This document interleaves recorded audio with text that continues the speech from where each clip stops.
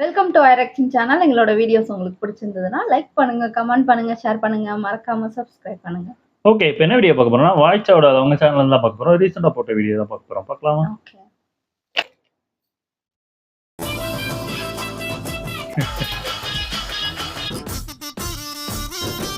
எல்லா பாட்டும் அந்த ஸ்கெட்ச் போடுறாங்க. ஓ ஆக்சுவல் பாட்டை தவிர எந்த பாட்டை போட்டாலும் செட் ஆகுது. அடப்பாவிகளா. ஏன் இந்த மண்டையில இப்பெல்லாம் மியூசிக்கே வர மாட்டேங்குது. அதாவது நம்ம போன வீடியோ போட்டதுனால ஒரு சில ட்ரக் அடிக்ட்டுகள்லாம் ட்ரிகர் ஆயிருந்தானுங்க, which is so fun to watch. But அவங்கள ஹர்ட் பண்ணது கொஞ்சம் பாவமா ஃபீல் ஆனதுனால அவங்களுக்காக வீடியோ போற போக்குல ஒரு மேட்டர் இருக்குது. சோ அதுக்கு முன்னாடி இன்னைக்கு வீடியோ உள்ள போனோம்னா எனக்கும் அப்படிதான் இருக்குது. இது வந்துட்டு அனிருத் பத்தி நான் போடுற 4வது வீடியோன்னு நினைக்கிறேன். அண்ட் இதுக்கப்புறம் சானா பத்தி ஒரு வீடியோ போட்டா அது சானாவுக்கும் 4வது வீடியோ ஆயிருக்கும்னு நினைக்கிறேன். என்ன பண்றது, இவங்க ஏராள இருக்கிறதுனால இவங்கள பத்தி பேசாம இருக்க முடியல. அதுலயும் அனிருத் மட்டும் இல்லைன்னா தமிழ் சினிமாவை விடுங்க, இந்த விஜய் ஃபேன்ஸ் நிலைமை என்ன ஆயிருக்கும்னு யோசிச்சு பாருங்க. பர்த்டேக்கு மேஷப் பண்ணணுமா, தியேட்டர்ல தலைகால் புரியாம ஆட வைக்கணுமா சொல்லு, மரண லெவல்ல குத்துப்பாட்டு இறக்குறாங்க. வேற மியூசிக் டைரக்டர்ஸ் விஜய் சார் படத்துக்கு மியூசிக் பண்ணி சாட்டிஸ்ஃபை ஆகாட்டி கூட அனிருத் பாட்டை போட்டு சிங் பண்ணி சந்தோஷமா இருக்க கூட்டங்க இது. அனிருத் சூப்பர் பவர்ஸ் பத்தி நாம இதுக்கு முன்னாடியே நிறைய பேசியிருக்கோம். லைக் அவர்னால என்ன ஜானர் பாட்டுனாலும் பாட முடியும், அண்ட் சலிக்காம பாட்டை ட்ரெண்ட் பண்ணிட்டே இருக்க முடியும். இதெல்லாம் இருந்தாலும் விஜய் சார் படம்ட்டு வந்துட்டா அனிருத் சாமி ஏறி ஆட ஆரம்பிச்சிடறாப்ல. கத்தியிலலாம் ஹாரிஸ் இல்லன்னு அந்த வயசுலயே அனிருத் மேல செம்ம காண்டான. யாரா அவன் ஹாரிஸையே ரீப்ளேஸ் பண்ற அளவுக்கு பெரிய ஆளா? ஏன்னா முன்னாடி வந்து துப்பாக்கியில அப்படி இருந்துச்சு வேலைப்பாடுகள். ஒரு ஹாரிஸ் ஃபேனா கோவமா இருந்தாலும் டிசப்பாயிண்டிங்கா இல்ல, இன்ட்ரெஸ்டிங்கான காம்போவா தான் இருந்துச்சு. நினைச்ச மாதிரியே நாம அது வரைக்கும் விஜய் சார் படங்கள்ல பார்க்காத ஒரு மேட்டர் கத்தியில இருந்துச்சு. என்னப்பா நமக்கு பாட்டு தனியா விட்டுருவானுங்க, அப்புறம் பிஜிஎம்ஸ் விட்டா விடுவானுங்க, விடாட்டி படத்துக்கு போய் கேட்டுக்க வேண்டியதான் இருக்கப்போ கத்தியில பாடல்களோட சேர்த்து sword of destiny and bad ain't 2 BGM வந்துச்சு. இதுல இருந்தே வெளியே வர முடியாத ஃபேன்ஸுக்கு தியேட்டர் உள்ள வர்ற வரைக்கும் என்ன மாதிரி ஒரு சர்ப்ரைஸ் காத்துட்டு இருந்துச்சு தெரியுமா? நம்ம ஸ்வாட் ஆஃப் டெஸ்டினின்னு கேட்ட பிஜிஎம் ப்ளூ பிரிண்ட் பாக்குறப்ப மட்டும் வச்சுட்டு அதே பிஜிஎம் உருட்டி பரட்டி பொண்ணுங்க ஃபைட்ல ஒண்ணு, இன்டர்வல் ஃபைட்ல ஒண்ணு, காயின் ஃபைட், பைப் உள்ள ஒண்ணு, பைப்ல இருந்து வெளியே வரப்போ ஒண்ணுன்ட்டு லிட்டரலி கொடுத்த காசுக்கு மேல கூவி அனில் வயித்துல பாலா வாத்தாப்ல. வாங்கின சம்பளத்துக்கு ஒரு பிஜிஎம் போடலாம், 2 பிஜிஎம் போடலாம். ஹீரோ எலவேஷனுக்கு மட்டும் தனித்தனியா இத்தனை இறக்கணும்னு என்ன அவசியம்? அனிருத் ஒரு பெரிய மியூசிக் டைரக்டர்ன்ட்டு இல்லாம ஒரு எஃப்டிஎஃப்எஸ்க்கு டிக்கெட் எடுத்து பாக்குற டை ஹார்ட் ஃபேன் என்ன எக்ஸ்பெக்ட் பண்ணுவான்? அந்த கூட்டத்துல இருந்து ஒருத்தன் வந்து மியூசிக் போட்டு நான் தியேட்டர்ல பயங்கரமா என்ஜாய் பண்ணணும்னா என்னால முடிஞ்ச மியூசிக் லெவல்ல என்னெல்லாம் பண்ண முடியுமோ அதெல்லாம் மெனக்கெட்டு பண்ணிருவேன்ட்டு இருக்காப்ல அனிருத். நெல்சனே, லோக்கி, ஏன் கமல் சாரே கூட அனி பத்தி பேசுறப்போ அந்த ஃபேன் பாய்க்கு மியூசிக் தெரிஞ்சா இருக்கக்கூடிய பேஷன் தான் நம்மளால உணர முடியுது.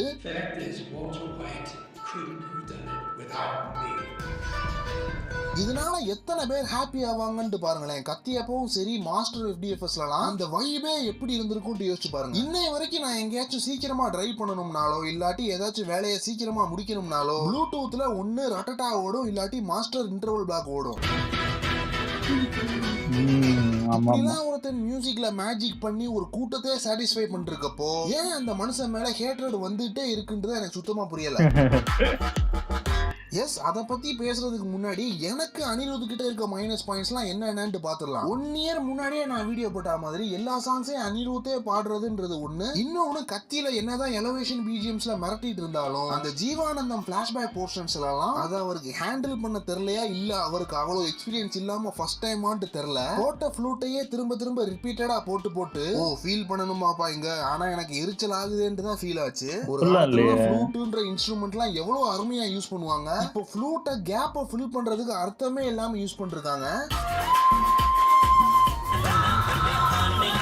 இதெல்லாம் எனக்கு இருக்குது. பட் ஜெனரல் ஆடியன்ஸ் அனி மேல வைக்கிற குற்றச்சாட்டு வந்துட்டு ஏன் காப்பி அடிச்சு மியூசிக் போடுறான், எல்லா மியூசிக்கும் காப்பி அடிக்கிறான்றது. அவன் களவாண்டு போட்டாலும் கேட்கிற மாதிரி போடுறான். சில பேர் காப்பி டியூன் போட்டும் ஃபீல் ஆகுது.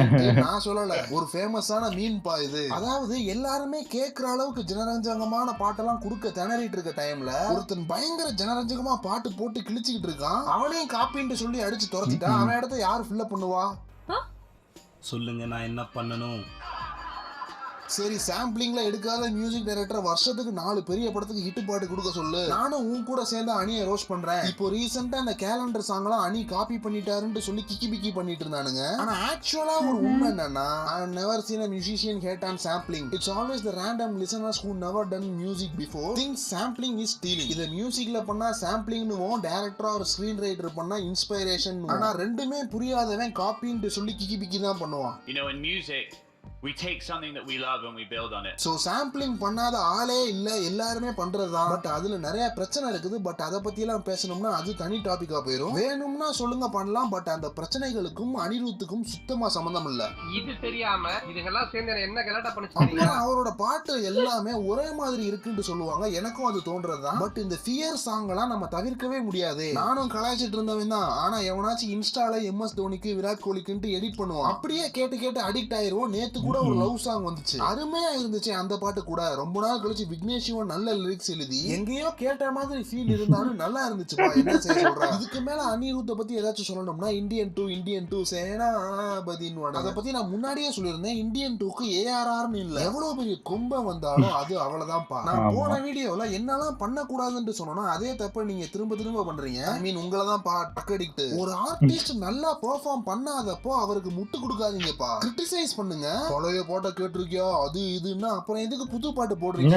யோசிச்சு பாருங்க. நான் போன வீடியோல யுவன் அவர்கள் மேல இருந்த வன்மத்தை ஒரு 1 மினிட் தான் கக்கிருப்பேன். மித்தா ஃபுல்லா ஃபேன்ஸ் தான் போட்டு அடிச்சிட்டு இருந்தேன். உங்களை மாதிரி முட்டு பாய்ஸ் ஆளதாண்டா யுவன் பாட்டு இப்படி இருக்குது. நானே பெரிய யுவன் கண்ணிடா, அதுக்கப்புறம் தான் அனிருத்தலாம். எனக்கு கவலையா இருக்காதா? என்னைய போய் 7 கடல் 7 மலை பாட்டை கேளுடான்னு சொல்லிட்டு இருந்தானுங்க. கமர்ஷியல் படத்துக்கு போடுற பாட்டுக்கும் ஒரு டைரக்டர் மியூசிக் டைரக்டர் புளிஞ்சு வாங்குற எக்ஸ்பெரிமெண்டல் பாட்டுக்கும் நிறைய வித்தியாசம் இருக்குப்பா. போய் மொனாபோலி வீடியோ பாருங்க. நேத்து தான் அஞ்சான் படத்தோட ஆல்பம் கேட்டுட்டு இருந்தேன். அதுல என்னோட ஃபேவரட் லிஸ்ட்ல லாஸ்ட்ல இருக்க அந்த கிளப் சாங் அப்புறம் ஓர கஞ்சாடே சாங்கோட கால் தூசிக்கு கூட கோட்ல எந்த ஒரு சாங்கும் வராதுப்பா. புரிஞ்சுக்கோ. என்ன பொறுத்த வரைக்கும் யுவனோட கமர்ஷியல் மூவி ஆல்பம்க்கு நான் வச்சிருக்க ஸ்டாண்டர்ட் அஞ்சான் மங்காத்தா தான். எக்ஸ்பெரிமெண்டல் மூவிஸ்க்கு கட்டுறது தமிழ், ராம் புதுப்பேட்டை தான். இது ரெண்டையுமே 7 கடல் 7 மலையும் சாட்டிஸ்ஃபை பண்ணல, கோட்டும் சாட்டிஸ்ஃபை பண்ணல. நல்ல மியூசிக் வந்தா சப்போர்ட் பண்ணுங்க, நல்லா இல்லைன்னா நல்ல மியூசிக் வர வரைக்கும் கிரிட்டிசைஸ் பண்ணுங்க, அவ்வளவுதான். இப்போ அணி பண்ற மியூசிக் நல்லா இருக்குன்னா எந்த வன்மமும் இல்லாம சப்போர்ட் பண்ணுங்க, தப்பே இல்லை. அதை விட்டுட்டு எப்படா இவனை ரூட் அடிக்கலாம்னு பாக்காதீங்க.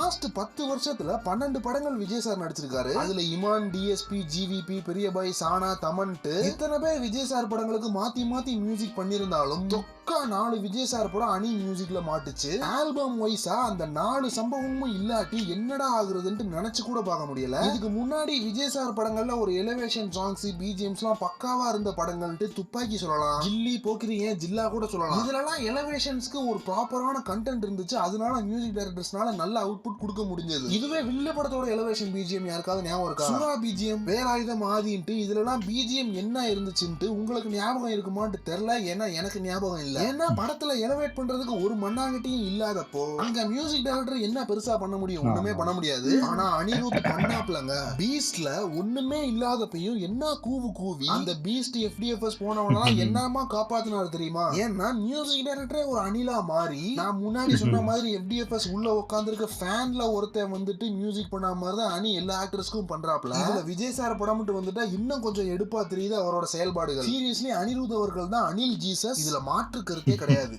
அனில் ஜீசஸ்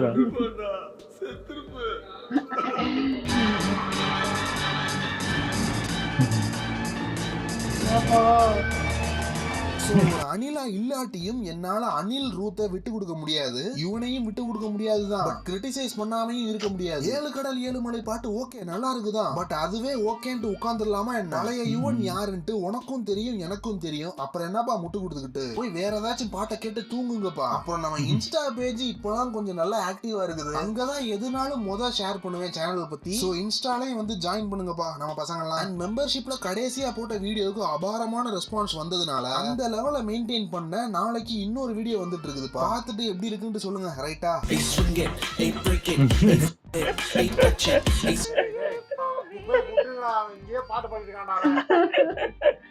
ஐயோ, ஆனா உண்மையிலே இது யுவனோட ஃபால் தான் எனக்கு தெரிஞ்சு. அதாவது ஒரு மியூசிக் டைரக்டருக்கும் ஒரு டைம்ல அடி வாங்கி கீழே இறங்குவாங்க. அந்த மாதிரி யுவனுக்கு இப்போ செட் ஆகலன்னு நினைக்கிறேன். ஆனா வந்து நல்லா இருக்குன்னு பாராட்டலாம். அது நல்லா இல்லைன்னா நல்லா இல்லைன்னு சொல்றது. அப்பதான் அவங்க நல்லா இன்னும் நல்லா டெவலப் பண்ணி போடுவாங்க. அதனால அது சொல்றது ஒண்ணும் ஆமா. தப்பு எனக்கு இல்ல. தெரிஞ்சு நீங்க நெறைய விஜய் படம் பார்த்தீங்கன்னா, நெறைய அந்த பாட்டு எப்பவுமே படம் ஓரளவுக்கு சுமாரா போனா கூட, பாட்டு பயங்கரமா இருக்கும். அது படம் நல்லா இல்லனாலும் பாட்ட நம்ம அடிக்கடி கேட்கிற ஒரு இதுல இருப்போம். ஆமா, ஆமா. இப்போ எனக்கு தெரிஞ்சு நானே அந்த விசில் போடுவோ, அதுக்கப்புறம் வேற என்ன ஏதோ ஒரு பாட்டு வந்துச்சு. அந்த பாட்டு எங்க இருக்குன்னே தெரியல. அத பார்க்கறது கூட ஆமா, இல்ல. ஆமா. நான் திருப்பி திருப்பி அதான் கேட்கவும் திருப்பி இல்ல. கேட்கிற இதே இல்ல. லியோலாம் வர்ற எல்லா பாட்டும் ஒரு 10 வாட்டியாவது ஓடும் ஒரு ஆமா, ஆமா. நாளைக்கு. அந்த ஓடிட்டே அளவுக்கு இருக்கும். பார்த்துட்டு இருந்தோம்.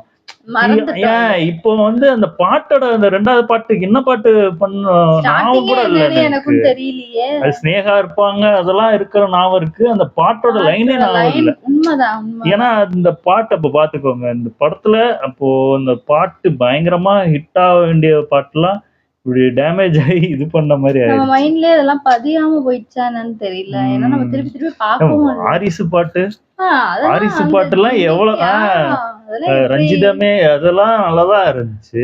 அது அது அனிருத்துலாம் போடல. தமன் தான் போட்டாரு. அது நல்லாதான் போட்டாரு. அதான் சொல்றேன்ல, இது ஏதோ எனதானு போட்டு போயிட்டாரு எனக்கு தெரிஞ்சு. இதுக்கப்புறம் பாட்டு இருக்கா என்னன்னு தெரியலையே. ஆமா, ஆமா. 3 பாட்டு தெரியல. தான் வந்திருக்கு. போதும் எனக்கு தெரிஞ்சு. இதுல பிஜிஎம் வேற என்ன ஆக போதோ. ஐயோ. ஓகே. எங்க வீடியோஸ் உங்களுக்கு பிடிச்சிருந்தா லைக் பண்ணுங்க, ஷேர் பண்ணுங்க, கமெண்ட் பண்ணுங்க, மறக்காம சப்ஸ்கிரைப் பண்ணுங்க. எல்லாருக்கும் பை.